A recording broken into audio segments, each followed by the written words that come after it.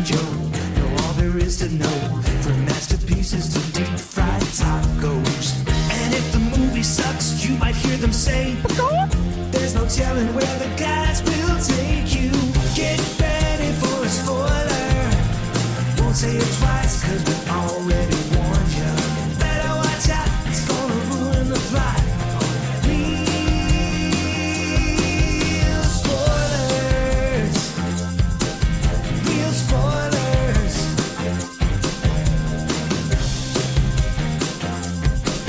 Real spoilers. Broadcasting from the lush but not lavish studios located in the basement of the O'Keefe Institute for Advanced Film Snarkitude, this is Real Spoilers, episode 718, and it's a weird one, and not just because Matt Bassler is here, although my wife already gave things away with her giggle. My bad. People are like, well, that's not how Kevin giggles. His is much more girly. So, which is a reflection on Kevin, not you. Okay. Just to be clear. All right. Okay. So normally what we do is go around the table and introduce ourselves. So we'll do that. Sure, it's me, Matt. Crystal O'Keefe. This is Tom. Normally, when I say let's go around the table, we start over there and then it goes and then. But clearly, Crystal has never listened to an episode of I Real have, but Spoilers. it's been a She did while. not know the rhythm of the opening of the show at all. I'm sorry. I So- thought Matt was going to say more. It was just. I got nothing to say. Yeah, it's just a quick like, oh, Joe, Kevin, Tom, and then we go. So we should probably explain what's going on. So we were out of town last weekend for Thanksgiving, and so we were going to record on the Monday, and then Joe couldn't do it because he works overnights, and that's rough for him. And so we got Matt to sit in, and then Kevin, his house was stricken with the flu and COVID. And I think rickets, and so now Crystal is on. So now Hi. Matt has to ask himself. Well, I should say, I thought I was coming on the clip out. Right now, And you I are was like, oh my gosh, it's happening! Finally. And I get here and you say, "Oh, did you watch those movies?" And my heart just sank. Yeah. Oh no! now it's kind of the best of both worlds, I guess so. right? I guess so. You know, you get a little bit of both. There's only room for one person who doesn't use a Peloton product on the clip out. But let me. What feed is this going on? Is what matters to me. You know. It's the Real Spoilers feed. Okay, and that's great. That's great. That's wonderful. It's still a step up from the Patreon Real Spoilers feed, right? My podcast? What's that? My No. podcast, Real Spoilers Patreon? Yeah. It's your So, hey, podcast. Hey, watch it, buddy. There's been a hostile Things have takeover. changed. There's been a hostile changed since last I was yes, here. there's been a hostile takeover of the Real Spoilers Patreon podcast. So, Okay. so anyway, and then here's just a peek behind the curtain. Next week we're going out of town. Crystal and I, not Matt and I. You're nice and all, but hey. you know, but she puts out. And so, Buddy, you ain't asking me the right questions. so we're going to Philadelphia for a Mystery Science Theater thing. Yep. And so that was like, oh, now it's 2 weekends in a row. So we're actually going to record 2 episodes. So your next 2 episodes will be this odd configuration of Real Spoilers. I think it's delightful. I don't know why you're calling it odd. It's just unusual, right? Mm-hmm. I have audio. This is true. I have audio of Bud Abbott doing Who's On First with someone who's not Lou Costello. And he's doing it with Sid Fields, who, did you ever watch the Abbott and Costello TV show? Yeah, no. Okay, well, if you have, he was the guy who owned the apartment complex that they Okay. lived in. So, but he's a very, like, you've seen him in old movies and Sure. stuff. So he's like a real guy who can do comedy, but it's just different to hear. Yeah. I'm doing it to somebody else. Well, I'm That's sure what's there's fun. people that much prefer that version. Like Sid Fields' mother, Yeah. wife, Yeah. children. Wow. Yeah. So it would be like if Kevin was on the clip out, people wouldn't want to. They would want no part of Kevin it. was on the clip out. And it was our lowest downloaded episode of all time. No, I think things are hey, keep an eye on those reviews because I think you're going to see some people going, "This one was a breath of fresh air." It's Sick of Kevin's giggle. yeah. Well, we'll get great reviews on this one because all of Crystal's social media juice. So I'll be posting. All the Clip Out Crystal fans will come flooding in. So, shameless plug. Oh, I didn't say what movie we're doing. We're doing The Fabelmans, which is the new Steven Spielberg movie where he doesn't do anything Steven Spielberg like. Yeah. You don't do the thing when it's me and Crystal where you say the name wrong? Oh, did I not? Okay. What do you change on that? Maple syrup. I don't know. I couldn't remember it. Many times, Yeah. typing in showtimes, go Flindermans or what is it? Fledermaus? I think you've told me the name of that movie about 15 times. I still didn't know the name of it. It is awkward. It is kind of a drab title. Yeah. So shameless plugs, and then we'll dig into the movie. Shameless plugs, don't forget we're available on Apple Podcasts, Spotify, Google Podcasts, wherever you find a podcast, you can find us while you're there. Be sure and follow us so you never miss an episode. Maybe leave us a review. That's super nice. You can also find us on Facebook, facebook.com/Real Spoilers. I really have a hard time not saying /the clip out because you're I'm here. sitting here. Hi. Like, I'm pretty good about not messing that up anymore, but you're sitting here. Hello.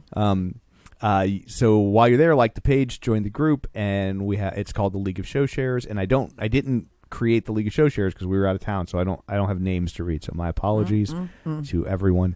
And then also Heather Sachs, probably. Yeah, Librarian Cynthia. Even I know that one. Yeah. I think she was our first. So you can also find our Patreon, patreon.com/Real Spoilers, where you can get even more Matt Bassler. That's my podcast. Talking about horror movies I've never seen. It's a horror movie podcast. Yeah. Yeah. It's weird sitting over here. I can't. There's a real His Kilroy? laptop's in the Tim way. Allen's Wilson? interesting- Yes, I was thinking Wilson. Yeah. And isn't that interesting how people have Well, it's different... because I'm 100 years old, so my references are from World War II, Right. whereas your references are from the 90s. Tim Allen. Most of mine. I just spent Yeah. 5 minutes talking about Sid Fields, right? Like a And name. you said it to me like, Sid Fields. I just thought you had seen Abbott and Costello. It seemed like something that would be I've in your seen wheelhouse. The Simpsons do a parody of Abbott and Costello. Yes. Seinfeld is like, if you watch Seinfeld as a Abbott and Costello fan, the rhythms of Abbott and Costello are all over that Or show. if you watch it with Tom, he will point it out. They actually I know That this. sounds fun. That sounds awesome. there was actually a character Yeah. on Seinfeld called Sid Fields. Because he's a huge Abbott and Costello fan. So there. So where was Anyway, I I at? just can't see your mouth. Okay. It's very impersonal. Hey. Yeah, it's because I'm short. Just look at the screen up there. Just Oh, watch cool. there the whole Right. time. Well, yeah. it's still kind of. So the Fabelmans. This is rough because this is where Joe always starts talking, and I don't have to do as much work. So the Fabelmans. You're in the Joe chair. Yeah. It's directed by Steve, kind of about him. I don't know how much or how little. I So don't really know quite a bit. anything. Oh, is it really? Quite a bit of this is true. So Okay, I wasn't sure how much was true. Yeah, so it's a fictionalized account of his life, or of his childhood, but a lot of the bigger plot points are accurate, which we will dig into. So it starts in 52. He's a little kid. I guess he's supposed to be, what do you think, 8-ish? Little 8-year-old coward. Yeah. Wow. Yeah, he's scared to see a movie. Yeah. And Yeah. you do got to ask yourself, like, that's That's pretty. But I guess if you'd never been to a movie, although I remember my very first movie, and I was not scared. I your was first excited. movie was probably like, what, Pretty Woman? No. My first movie was actually Star Wars Empire Strikes Back, and we watched it at a drive-in theater. And you Okay. didn't go, oh, but they're so big up Well, you must there." have seen did like a not. re-release. I don't know. Well, because you were... I was young. You were born in 78. That Yeah. movie came out in 80. I don't think you remember... Well, right? Yeah, 80? That I sounds don't- right. I Yeah. don't know. Was there a third one? Maybe I saw the one with Were there I think there's were there 3 Star Wars movies. were there I can't remember the name of were there teddy bears in it? There were Ewoks. Yes. Okay, then That was number 3. then you saw Return of the Jedi. I saw that one. So that's now you're talking like 83. Okay. That makes more sense. Yeah. Chronologically speaking. Sorry. No, it's okay. So this is why I'm not usually on the movie podcast. so Matt, your first movie? Oh, I don't know. You don't really know? remember your first No, movie you saw in the uh-uh. theater? Wow. Not at all. Couldn't even begin to tell you. Wow, that's crazy. Because most people remember the very first movie they ever went to see in the theater. No idea. None. That's crazy. Wow. Yeah. Mine was the jazz singer. What? No. My first movie, I've said on the show before, was the Apple Dumpling Gang. That was the first movie I saw in the theater. So, but I did think it was weird that this kid's scared to go to see a movie. And I guess if you're scared of the dark as a little kid, and you keep talking about giants on the screen, it is interesting. How did they present this to him? Right, like we're going to shut off all the lights, and these monsters are going to show up. And he's going to see The Greatest Show on Earth, which is kind of weird. Well, but it's about the circus, so I get why you would take a kid to it, and it is largely considered, I believe, the worst Best Picture winner of all time. I think now a lot of people think Crash is worse, but for years it was considered the worst movie to ever win the Best Picture Oscar. So, but I guess it's a lot of spectacle. I've never seen it. But was it the first movie Steve saw? I think it was. Okay. I think it was. I think that's why he picked it. Okay. And so, and so you have his gave him a train fetish. Yeah, for sure. Yeah, or a train crash fetish. Yeah.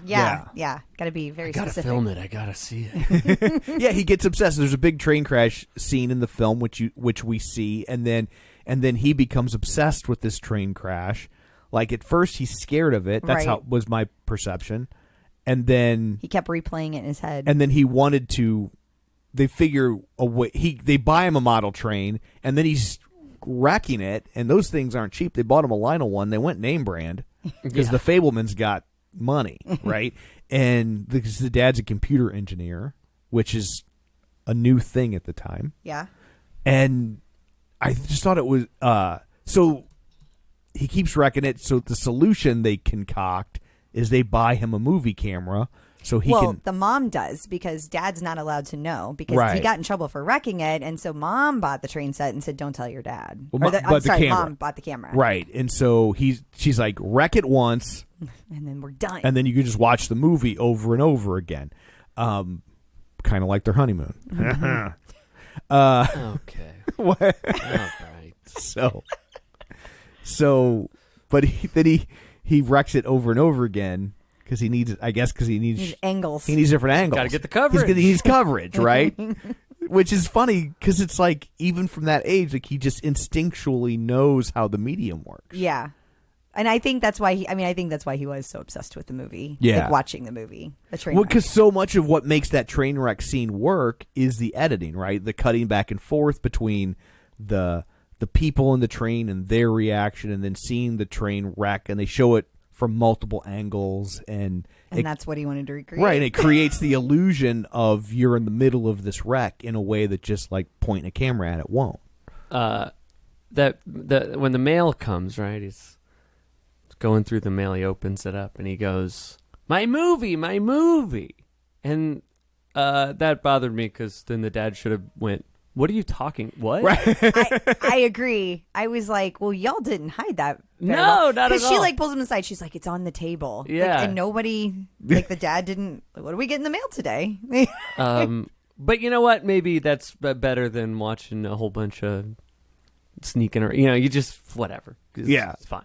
So we should also say that there's a friend of the family played by Seth Rogen. Benny? Is that what it was? Yes. Mm-hmm. Okay. I kept wanting to call him Bernie. So Benny is the dad's best friend, and we will come to find out the mom's bestest friend. Mm-hmm. Yeah. Yeah, and the mom is crazy, and you know this because she is a fun woman early in the film, and that's how you know. That's how you know? Right. Oh, she's bonkers. Right. She's nuts. She likes to dance. Oh. And play the piano. Yeah. Okay, guys. She bought the monkey. That's what. Well, that's where you really. Yeah. That's where she starts. But I do feel I think it's a funny thing that I think they put things early in the movie. That kind of. So when it happens later, it's like, okay, I see. They've laid the groundwork. But the things is that she's like silly sometimes. Yeah. She has Right. fun with her kids, which I guess is not a fault of the movie because I was like, okay, yes, movie. I understand this. Yeah, language. they show it to you in a way that's like she's doing these things, but they're not entirely appropriate. But you can't really. Well, okay, she does drive her kids into a tornado. Yeah, that was weird as a mom watching that. Maybe right. The disregard for the danger of a tornado. Maybe that is a little. Hold on, Mitzi. That's right. A little bonkers. But I will say, paired with the fact that she was in the middle of a fight with the husband. He didn't stop it. He's just going like, Mitzi, where are you going? Okay, in defense of the husband, as someone who was married to someone who was crazy, we're about to be triggered. Yeah. like, there's not a lot you can do to tamp that down. Okay.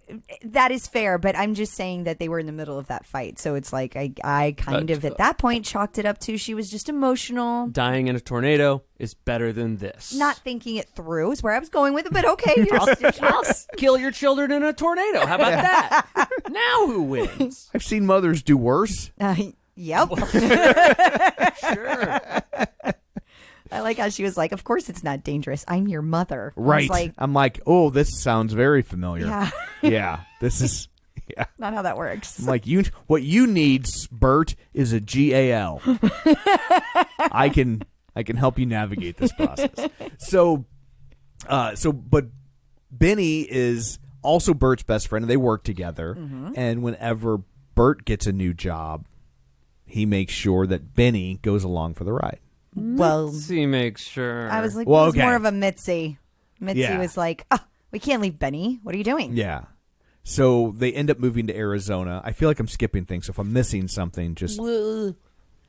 Paul Dano's the dad, and I'll tell you this.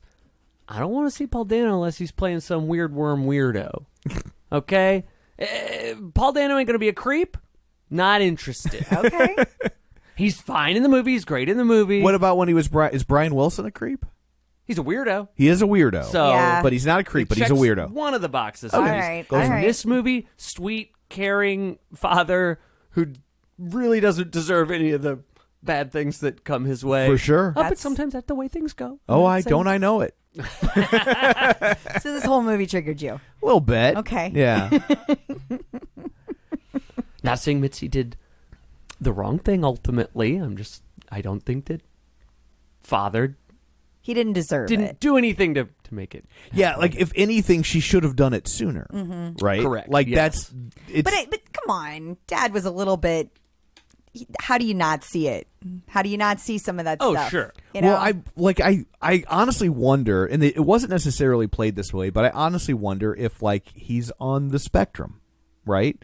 Like, oh, yeah, maybe. because He likes he's computers. he's really good at computers, and he's so hyper focused on his job, and he definitely enjoys spending time with his family. But I think that like that part of his world is just like, I have a wife now, she does wife things, and I'm gonna go work, and not even in like your stereotypical like human being kind of way. Compartmentalized. Yeah, but he's just like, well, you do home, I do work, and I'm really excelling at work, and we make good money, and this is what I bring to the table, and it's great that my best friend gets to, and you like him too, and we get to hang out all the time, except for about 25 minutes a night when you both disappear. Yeah. I get a break. Yeah. I get a break.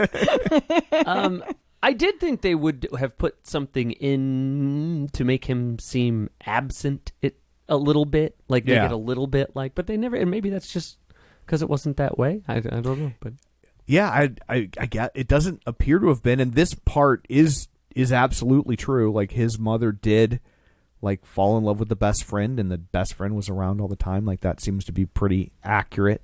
she did buy a monkey. I don't know. I haven't been able to, I didn't look up that part. My gut says she did. Like it just feels, it's so over the top that I almost feel like it almost has to be true.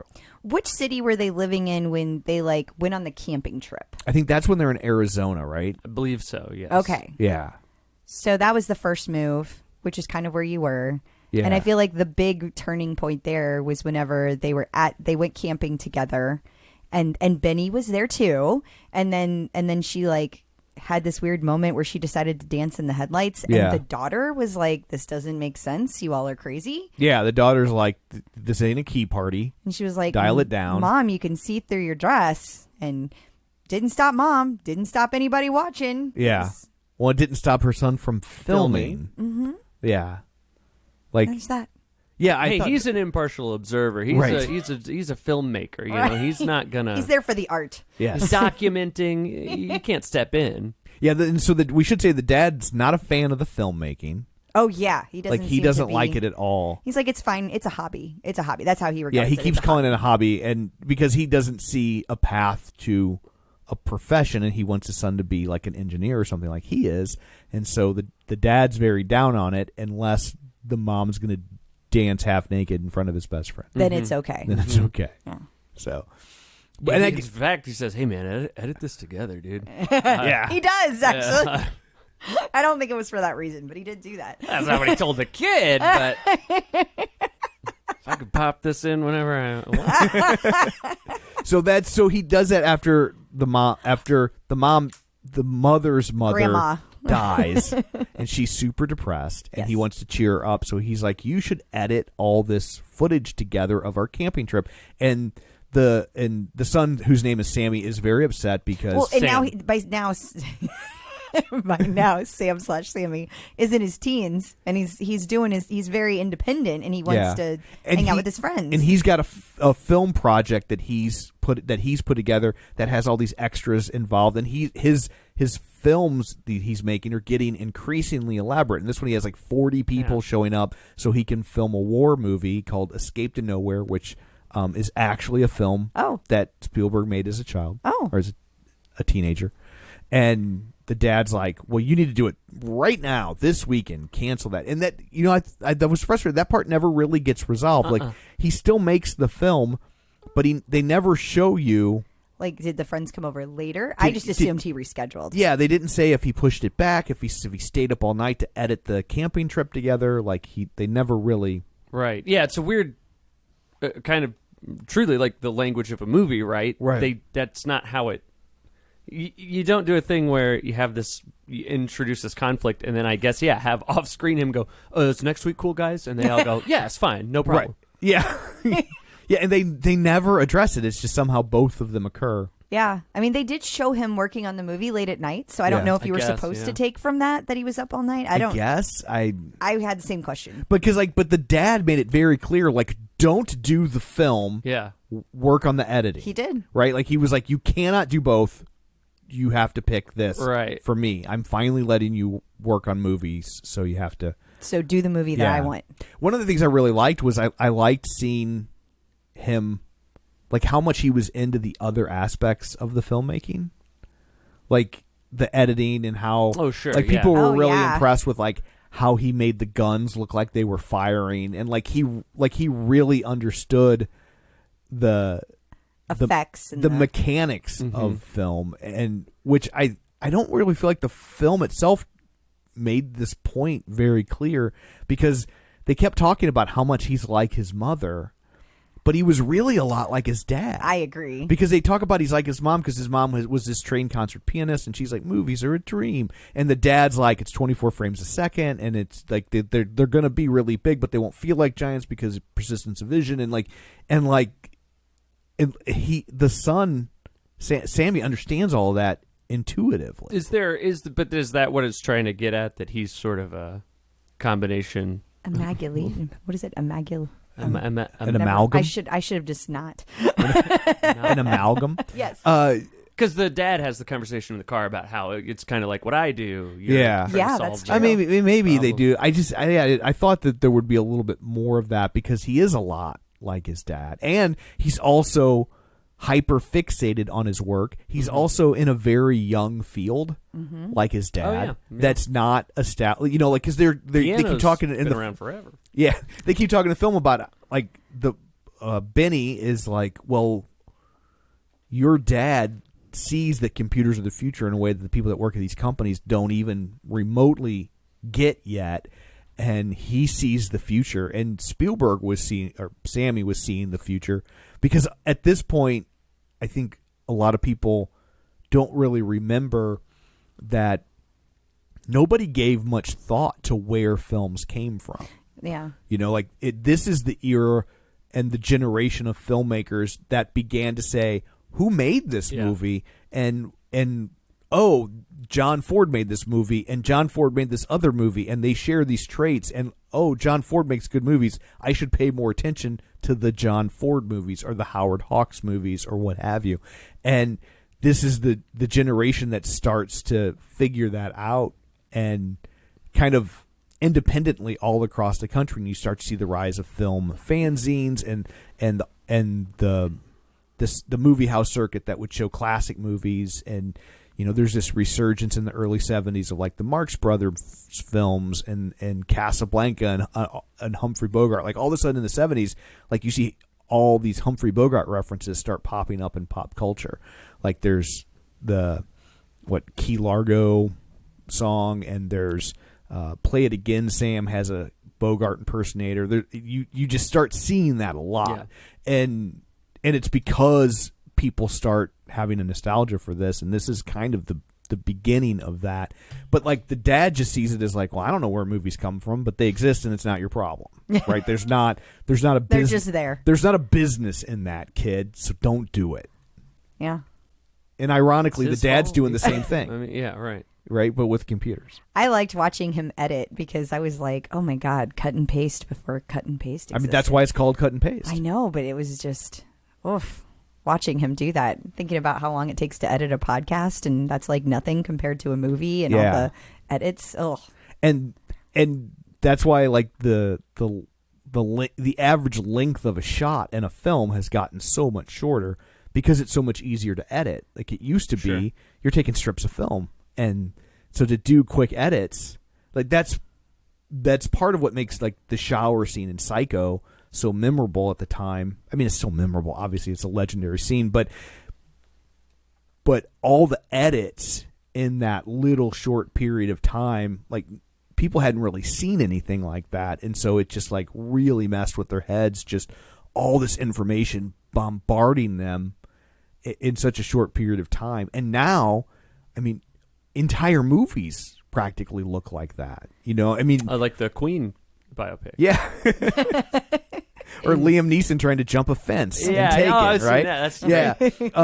But now you don't think anything of it. Like you watch an old movie, and sometimes those shots, they'll linger for a minute and a half, and it's not some big establishing tracking shot. it just is. It's just a scene in the movie, and there's no reason to cut, so they don't. Where now they're constantly toggling back and forth and showing you other things and establishing shots. It's very different, and I think that's part of what made Spielberg's movies stand out originally, is that because he understood that, he was more apt to do that or have more scenes that did that, and so his films felt more exciting than the other films of the time. I think it's why a lot of those films you can still watch in a way that the knockoffs or his compatriots or contemporaries rather, you can't, they don't hold up as well. His dad created Adobe Premiere. Yes. Way back in the 70s. For Sammy. Yeah, couldn't get anyone else to hop on board for a long time. But I think that's part of what people don't like, because I know a lot of people aren't really gravitating to this film. I know Kevin didn't like it at all. What? Yeah. And I think it's because a lot of the film buffs want to see more film stuff. And there's not as much film stuff as you might expect in a movie like this. Yeah, I could see that. I don't know that would be interesting, though. What does that mean? What more? I mean, that would be my thing. Like, what, are you going to watch him edit? Yeah. Which, hey, I would love to see Spielberg editing Jaws or something, but I don't think they're going to put that in a theater. Right. Right. No, I agree. I don't know what else you would. I mean, I can understand the idea behind it, but no, I don't have an answer to. I think it would just turn into a collection of anecdotes, and I don't know that it would be a cohesive narrative in the same way. So, do you guys usually insert opinions there, or do you keep? Yeah, we talk about it on the I fly. didn't know. Just thanks for listening. All right. Interesting. I've listened to every episode of the Method. I feel like I'm. That's a lie. I feel like I'm at the dinner scene right now. Talking about that. If you buy a monkey, I'm buying a monkey. Yeah. Oh no! Stop! Embarrassing me. But it is triggering. Because my ex-wife would do that. She didn't buy a monkey. She would buy a cat. She would buy animals. When she would get mad at me, I would come home and there would just be a new animal in the house because she knew I hated cats. And so I'd come home and there'd just be a cat. So it really was triggering for him. And I'm just like, but I don't want a cat. And then, you have one. And then she goes crazy, literally, and skates. And I'm left with the cat. With the cat. Oh no! So now I'm stuck because I can't get rid of a cat because the kids like the cat. So now I'm taking care of this cat I never wanted. Because you're a nice That was guy. punishment for something I didn't do. Yeah, But that she does. thought I did. Yeah, you can see why the. Yeah. So Spineless Paul Dano, right Yeah. here. He's definitely not. I need a trench coat and a fedora. So when the son's editing the camping trip, Yeah. he, through the magic of film, realizes Benny is balls deep in his mom. Which is, they're like hugging and smooching right there. I know. Yeah. It's such I a was funny- like, how did it take this movie right. for you to see this? It's- I said that to Tom. But I think because he's a kid, right? And when you're a kid, Benny's always around. You don't think anything of it because you're a kid, and that's normal to you because it's all you know. Back to my original point. How did the dad not pick That's it up? what I'm saying, and I think you're right that his social skills are different Right. than most people, but they don't necessarily say that in the film. I don't know. It's just whatever. Again, it's also like we gotta show this somehow, and this is how. And they got to make sure that we understand that's what it is, you know? Because if Right. she just like touches your shoulder, it's gonna be like, "Geez, kid, you're a little much." Dial But, it down. Yeah. Yeah. But it is. I mean, they're like 5 feet away. Yeah. Yeah. And he like catches them holding But I hands. think it's and but they're for the most part That any single element. because it's a hand, like a come here handhold. Right. He puts his hand on her. There's waist. just a comfort and like a familiarity cheek in how they kiss. touch. Yeah. It's not like he's like grabbing her butt. And or- honestly, they didn't. According to the mom, they never did have sex. I mean, that's what Yeah. the mom told the kid. Yeah. So That's what I'd tell my kid too. that's what not buying it. That's what I was told. Did Mitzi also say that she never did meth in a Motel 8? Was my friends. Yeah. So, but any like little moment, Singular. any singular thing, and like it's his filmmaking that exposes it. Like right as he's editing and he's collecting all these scenes, and he's just like, oh, that's That's not good. he sees Whoa. he sees the B story, right? And the B story becomes the A story. Did you think? I thought for a minute the way he shows the camp footage, Right. Right. to the whole family. Benny's there. I thought for a second, I'm like, oh, Is this like a no. reveal? Sam, don't do it. I know. I was thinking the same thing. I thought the same thing, that it's going to be a big fu, and he's going to Yeah. like just edit the whole thing together to look even worse. Yes. Yeah. Like let it play. And he didn't. He No. did not. Good on him. Yeah. So, but he's really mad at the mom, and he Like yeah. won't talk to her, or when he does talk to her, he's really douchey. Yeah. Teenagers. Yeah. That didn't happen with mine. And he pays for it. He does. She slaps him right in the back. Right in the back. Right in the back. That was weird. It was weird. That's one of those things that I think this must have happened. Right, because it's so weird. Yeah. Because she like goes to smack him in his face, and he spins to duck to like avoid it, Yeah. and she smacks him on the back to where there's like a Looney Tunes style handprint. Oh, she was going for it. Like he was Yeah. like his mom is secretly Tex Avery, Yeah. and that I'm like I think that one must be true because Yeah. it's so ridiculous otherwise. Yeah, I agree. Because he just could have slapped him in the face. It's all the same thing, right? I was like even if you had that kind of a swing and you smacked him in the face, That's You- going to leave a mark. she'd have knocked him out. how would that? What's even the? Because to get him in the back, The physics seems weird. It does. I almost wonder if it's true and not true at the same time. If because she slapped him on the Right. back, but it wasn't that bad. He probably wouldn't have been able to see his own back. So it's more like Oh, yeah. this is how it felt to me. right? The red handprint of shame. And- Or maybe she hit him with like a bat or something, Or an and he's anvil. like, well, I can't say that. I can't put that. Can't in go a that movie. far. She threw a monkey at him. Oh yeah. He was hit by a young Mickey Dolenz. So Yeah, okay. Yeah. That's two. That's two. what was the first one? I forget, but one more and I walk. Okay. One. If I mutter in another, all right. Inadequate. So he's mad at Mitzi, and then they end up moving to California, right? Right. The dad gets offered a job at IBM. Benny isn't good enough to go to IBM, and I took it also that Mitzi feels now that she has to separate from Benny because that's the only. Yeah. Well, he gets offered the job, and Mitzi says, "No, we're not going." Right, and then you have the smack incident, and then Sammy shows her the film because she's like, "What is the deal, kid?" And yeah. like, let's have a talk. And then that's when he shows her all the cut pieces that he cut out. Right. And she was mortified, as she should be. And then she agrees, like, "Oh, we'll go to California Yeah. and put distance between," and it gives her an out to get away from Benny, right? Yeah. Because it's like, well, you can't go to IBM because you're too stupid. Yeah, I'm sure she said it just like that. Just like you're that. too stupid, and I'm going to stop having sex with you. Yeah, So, just like that. Which we're not. Good day Again, to you, sir. supposedly they weren't having Supposedly sex. they did not. Mm-hmm. So they end up in California, and now everybody's miserable. Yeah. Except for Bert. And this is when they got the monkey. This is where the monkey comes in. Yeah. So because she's so depressed, she can't get out of bed. She can't pack or unpack. She can't cook food. She can't do anything. And her solution was to get a monkey. to get a monkey. It's I mean, perfectly I've logical. never tried it. Yeah. I don't know. I mean, they are cute. I think it would So definitely you got to live with one. change it up It would change for sure. It would change it up.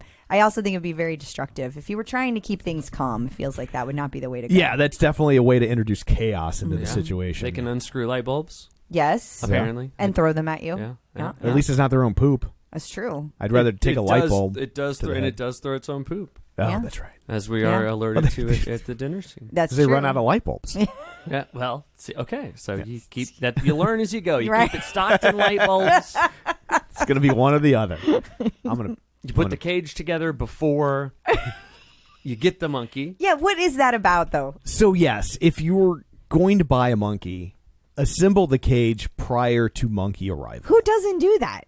See, that Mitzi- was the time Mitzi I knew she Fabelman. was. That's when I knew she was crazy. Any self-respecting mom, you buy the cage before you buy the Right. animal. Like, you just do. I wonder. And how does that? Where do you buy a monkey? I was just thinking that. Where do you buy the monkey? Felt like that shouldn't have been a legal transaction. No, and But they probably didn't have rules like that back then. Really?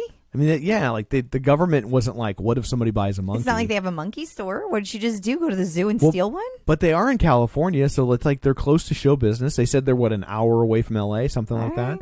So Maybe. there's probably people there with monkeys Okay. for show business stuff. Well, yeah, you just tell them it's for a commercial. Yeah. Buy the cage there. I guess they have cages ready to go. Well, not ready to go. Not but ready to go. Ready to sell. right. Build it home. Well, I think that's the business model, right? You don't really make a lot of money on the monkey itself. It's the cage. It's the cages. It's the monkey kibble. Oh, it's like, hey, we flat pack these. We don't assemble them. That's where we save the Right. money. It's a profit scheme.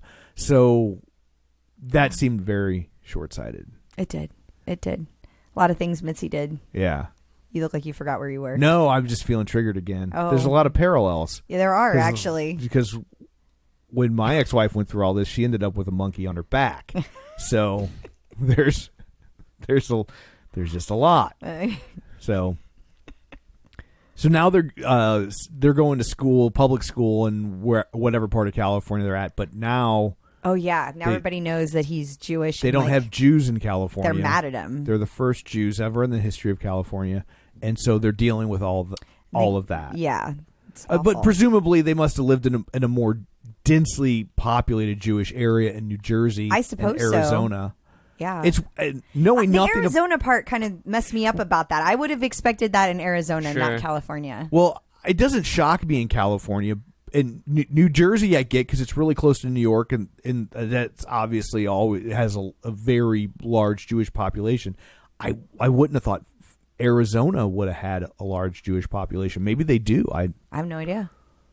I don't We're know looking at nothing. you like, I don't Yeah. know nothing. I don't Explain either. Judaism to us, Matt. Yeah. So And where the major population centers are. Everything I know about it, I learned from the bullies in this movie, so I probably shouldn't Okay. really okay. go into They were it. terrible bullies, weren't they?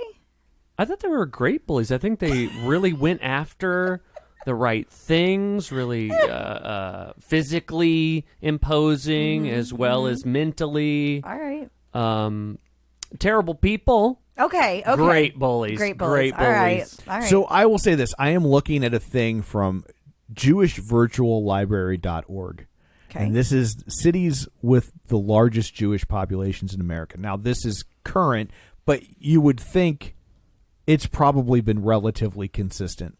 I've not been made aware of any large Jewish migrations in the U.S. in the last 60 years, so I'm thinking it was probably at least proportionally consistent. I think that's a fair assumption.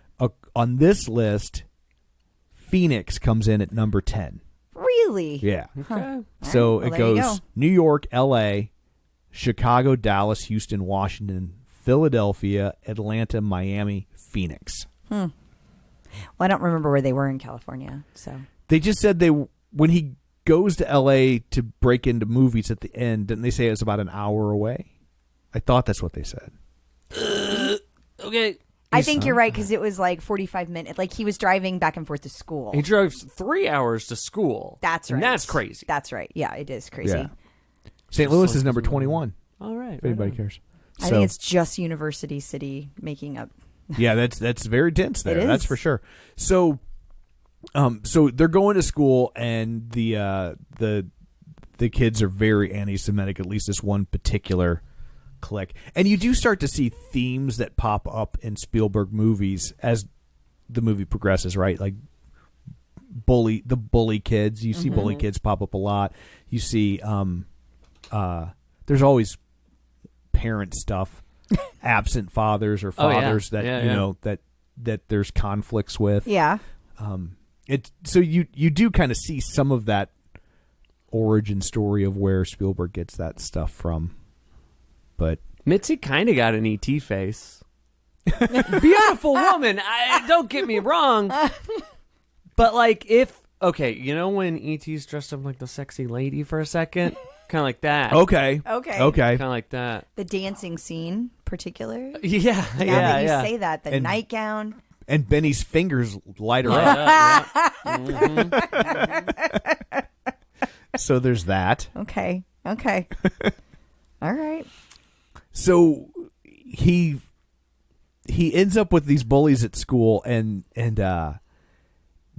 meets the two girls, right? The bullies are doing the bully thing, and they want him to say that he killed Christ. Mm-hmm. Yeah. Which is a very offensive old Jewish trope, anti-Jewish trope, and he won't say it. And then the girls take the girlfriends of these guys, or the one girlfriend of the lead bully, is It's very like, you're boring me. I don't like this. is like. Are you talking to me or about the movie?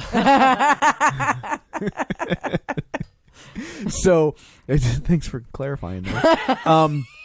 It can be two things. Yeah, it doesn't have to be either you or. always say that to me. Does it Doesn't have to be either or? Doesn't have to be either or.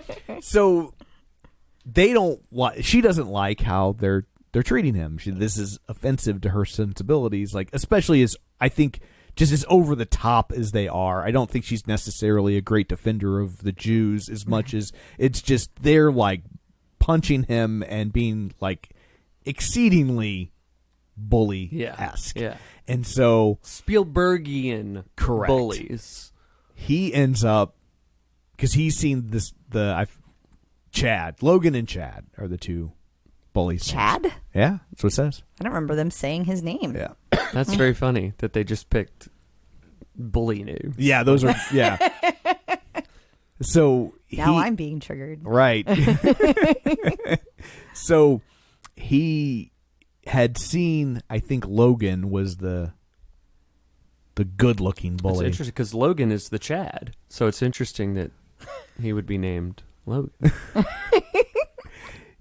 He had seen him making out with a different girl in the hallway. Yeah. And rats him out to the girl. Right. Which ends the bullying in the moment, but then makes it worse for him because now he has to go back to her and convince her that he was lying, or Logan's going to be even meaner to him, right? Mm-hmm. And so he goes back, he walks it all back, and the girlfriend doesn't believe any of it. But now she's like, he kind of ends up accidentally ingratiating himself with them, and so she ends up fixing him up with this other girl I thought it was the other girl. Was it not the other girlfriend? I don't think she was a girlfriend. I don't think she was a girlfriend. I think she was Logan's girlfriend's friend, but she Okay. wasn't a girlfriend of one of the bullies. Which Okay. also, to me, feels like this must be true. Because it would be the Logan girlfriend that he would get with, Right. in a movie. Oh, like I get what you're writing saying. that. Yeah, he'd like steal his girlfriend, and now he got Karate Kid going on. Right, Yeah. right. Yeah, I think that I think there's probably truth to this. I feel like they're playing up how much she's into Jesus. Oh, sure. Because when you see how much she's into Jesus, she totally wants him like into Jesus. Yeah, she wants Jesus up in her stigmata. Yeah. Yes. The thing above her bed, the heart around. Yeah, and she's got And like her crucifix has Jesus like totally buff. He's got a 6-pack but she like you kind of get the vibe that she's into this kid. She's into Sammy because he's Jewish, because Jesus was Jewish, and so like that's hot to her. And also I can convert him. Yeah, Yes, and the power She of wanted to converting save him. Yeah, and so they end up basically making out all the time because that's going to convert him. She's going to save a Jew. I mean, yeah, not a bad way to do it. I love how he just goes with it. yeah. He's like, okie dokie. There was certainly a time in my life I probably would have signed up for just about any religion. And, yeah, and that time would have been when you were a 17-year-old boy. Yeah. But yeah, she is like just Looney Tunes.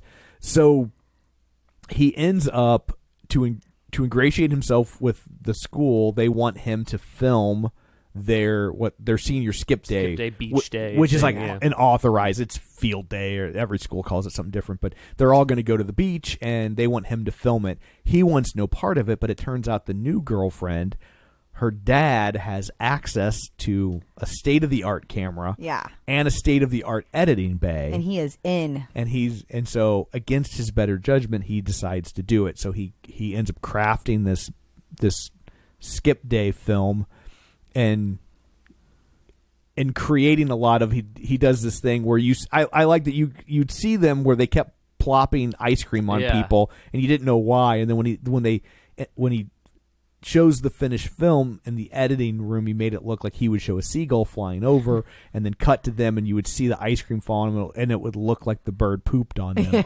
And I just love like the fun of how he's crafting that in the editing room. Yeah. That he's envisioning film. But he in that also made Logan out to be a hero. Yeah, like so there's competitions as part of that, and there's a race, and Logan wins it, but the way he films Logan, like it looks like triumph of will, you know. and Logan gets very put off by that, and he's not a fan of that. Which I thought was a weird reaction. This part felt fake to me. Didn't understand Why it he got so upset. totally, and I thought there would be some sort of reveal or something. Like he would say, like, because he starts saying, like, I actually suck. Like, well, okay, well, what do you mean? Yeah, I think he's upset. According to the film, he's upset because he knows what he's been to this kid, and this kid still made this movie that made him look like this amazing athlete and hero, and it made the other guy. He made the other bully look awful, but he made this guy look good. And Sammy's response is like, "That's not me. That's just you look like that on film. Like there's something about you that shines through in film."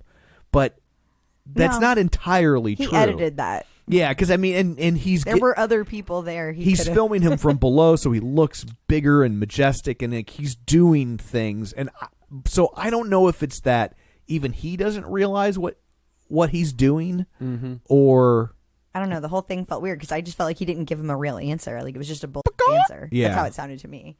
Yeah, and I don't fully understand. I just can't see the bully not thinking he's that guy already. Yeah. You know, like I think he just would have been like, Of course, the I'm way awesome. they've set him up. Yeah, right. I'm great. I'm cool. And maybe they're putting more. They expect us to understand that there's a home life thing or something, and they don't need to say it. yeah, I mean, they always say a lot of bullying comes from insecurity. So maybe it made him feel weird to see himself projected in a way that he didn't see himself. But it seems like a lot of insight for a kid like that in 1958 or whenever it was supposed to be. Yeah, I'm not buying that either. I guess 62. Suddenly he was enlightened. I didn't. No, it was Well, 64. they actually, too, there was supposed to be a lot more Logan in that beach day, but the animatronic Logan didn't work. So he had so he ended up looking a lot better. There was an animatronic Logan that was going to slip and fall and look like an idiot. So he had to go with what he had. He had to go with what he had. Always the way. So the film's a big hit. And then Mitzi announces that she's leaving. Yeah. And she's moving away. Because she misses Benny. To go be with Benny. And so now he stays behind in California with Dad, living in an apartment. They're a little vague on where the daughters... I guess the daughters... No, the daughters went with the daughters mom go because back. the picture showed up in the mail. That's right. The daughters were in that picture. So the daughters go back and he stays in California with the dad, and he's going to college, but he's miserable. And he basically confesses to his dad how miserable he is, and that he's like, can I please just go try to do film? Like, I don't want to do this anymore. And he's sending out all these applications to try to get hired, and he gets a response after an emotional scene with the dad. Where, the dad already knew it was there. Yeah. Like, you could tell, because as soon as the dad said, because the dad was like, something. yeah, he's like, the dad's like, yeah, the mail's on the counter. Did you look at the mail yet? Like, and then like, just goes on, like they didn't just have that big argument. He knew that was in the mail before that argument. I'm sorry. No, I was just going to say, and I took it as that's why he was like, do your film thing. You got a response. That scene is the closest. So first of all, I don't know, Tom, if we have been on a biopic episode. We did, because we did the Weird Al. I talked all about it. I hate a biopic. Yeah. But Weird Al's not really a biopic. No. Weird Al was great. That was very funny. Particularly because I hate a biopic. Right. If you're good, I think this is the way to do it. If you want to do, especially the whole lifespan thing, right? Because then you can change things more freely to make it seem more like a movie and not shove all this stuff into one thing. This is the scene where they kind of went and did like 3 things in one little time frame where I was like, careful. Right. Careful, Steve. Yeah. You're butting up right against it. Yeah. So then he gets off. It was weird. He gets offered to go work at CBS on they show him going to Universal Studios, and he's talking to the guy who's the creator of Hogan's Heroes, but then the guy says, but I don't have any work for you, but maybe next year. I didn't quite understand. Yeah. But I guess I understood, okay, he's kind of around the stuff. Yeah, but I do know that Spielberg somehow weaseled his way into the Universal lot back in the day, and they just kind of let him walk around. And everybody was aware of him, and they knew that he was this kind of wonder kid who knew a lot about film. And back at a time when it was hard to know a lot about film, because you do need to keep in mind that like this is pre-internet, obviously, and you couldn't just Google it. You couldn't just Google it. There weren't a lot of scholarly books written about it. So if someone shows up knowing a lot of things, they've amassed that piecemeal through a lot of very different sources. And so I know that he, like I said, used to hang out in the Universal lot frequently. I don't know. I'm assuming the Hogan's Heroes thing is true because it's such a hyper-specific reference point. And a real show. And a real thing. Yeah. So and then they sent him over to... right across the office from Hogan's Heroes is the office of John Ford, who they refer to as the greatest director of all time when it's Howard Hawks. But John Ford's really good, no slouch. And you had seen a John Ford movie early in the film because you see there's a scene where he's watching a film and he's watching The Man Who Shot Liberty Valance, which is a really, really good movie, and you should see it even if you don't like Westerns. But John Ford made Stagecoach and The Searchers and just all sorts of trying to think what else, but Grapes of Wrath, lots of good ones. I saw the poster. Yeah, in his office, and it's the director that played Ford in the movie. I didn't know David Lynch. Is that who that was? Yeah, it is David Lynch. Yeah, that was cool. Yeah, it was. And so and I feel like I've read this anecdote before, so I think it's real. But Ford is. I thought this was going to end with Ford offering him a job, but it does not. But Ford shows him a painting, and he's like, "Where's the horizon?" And he's like, "It's in the distance," or he's like, "It's high," and he's like, "Right," and he's like, and he shows him another painting. He's like, "Where's the horizon?" And he says, "It's low. It's at the bottom of the frame," and then he's like, "The horizon's at the top. It's interesting. The horizon's at the bottom. Boring. It's interesting. Oh, if the it's horizon's in the middle, it's boring." See, and that you would have been I would have been thrown out of the office. I would have like- been thrown out. Now get out. And he kicks He him only out. made it a couple seconds long. Yeah. In every Spielberg movie, the horizon, very bottom, very top, Yeah. never in the middle. Yeah.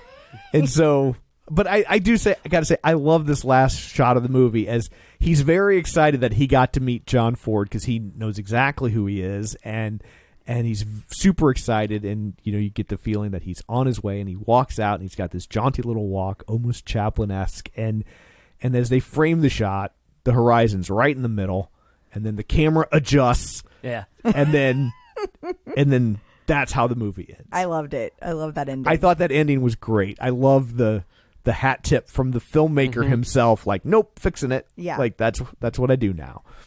I like this I movie. I loved this movie. I would be surprised if anybody hated it. I mean, I whatever. I'm not going to be talking about the Balder floods in 2-3 years or anything, but I had fun watching it. I did too. Like I get some of the complaints about they want to see more about Spielberg. They want to see more John Ford anecdotes, and I don't think you do. I don't think so either. I think if you got that movie, you'd be disappointed in it, and it would just feel like a bunch of name dropping, especially because you're like, well, of course Steven Spielberg has met a lot of famous people. I mean, that's a documentary, right? Like, I Right. don't think that's a narrative movie. For sure. And If he there is a wanted- Spielberg documentary that you can go watch. if he wanted that to be the case, he wouldn't have made it a fictional rendition of it. He would have done Yeah. the documentary. I think people are mad at this movie. The people who are mad at this movie are mad at this movie because it's not a great movie. It's just a good movie. Yeah, it is just a good movie. And it's ultimately it's a fairly small film, and you don't get a lot of small films from Spielberg. I think you can make the argument that you've never gotten a small film from Spielberg, and I think this is as close as you'll probably get to one. This felt loving. This felt like did. This felt like he had a lot of heart that went into it. Yeah. Did you the sister, dark-haired sister? Okay. I'm watching The this one movie. that said she was crazy about they were all crazy for watching him dance.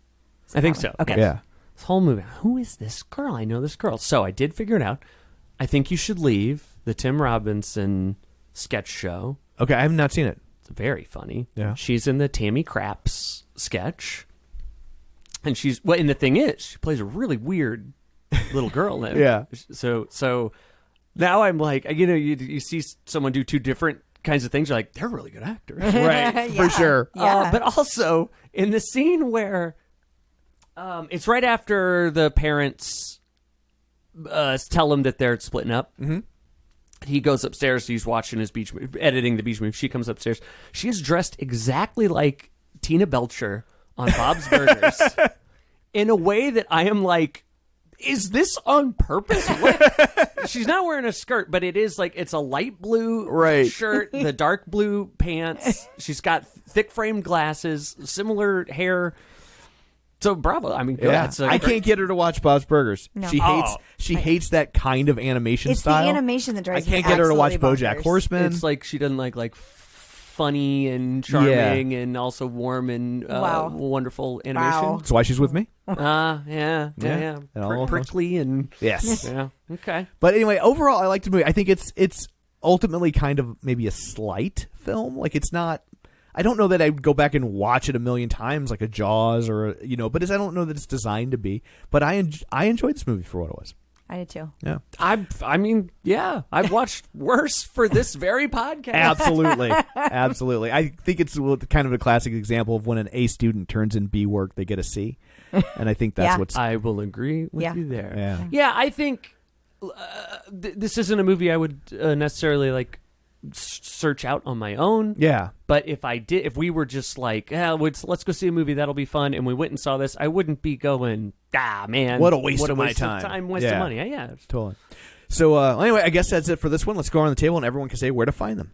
You'll never find me. They can't. They won't be able to do it. Good luck. Okay. And you? Facebook.com/Crystal D. O'Keefe, or you can find me on Instagram and Twitter and the Peloton leaderboard at Clip Out Crystal. And you can find me on Twitter at Roger Kubert or on Facebook at Facebook.com/Tom O'Keefe. Find the show online, Facebook.com/Real Spoilers. While you're there, like the page, join the group, and don't forget to check out our Patreon, Patreon.com/Real Spoilers. So that's it for this one. Thanks for tuning in. And until next time, the shark is named Bruce. Get ready for a spoiler. Won't say it twice, 'cause we all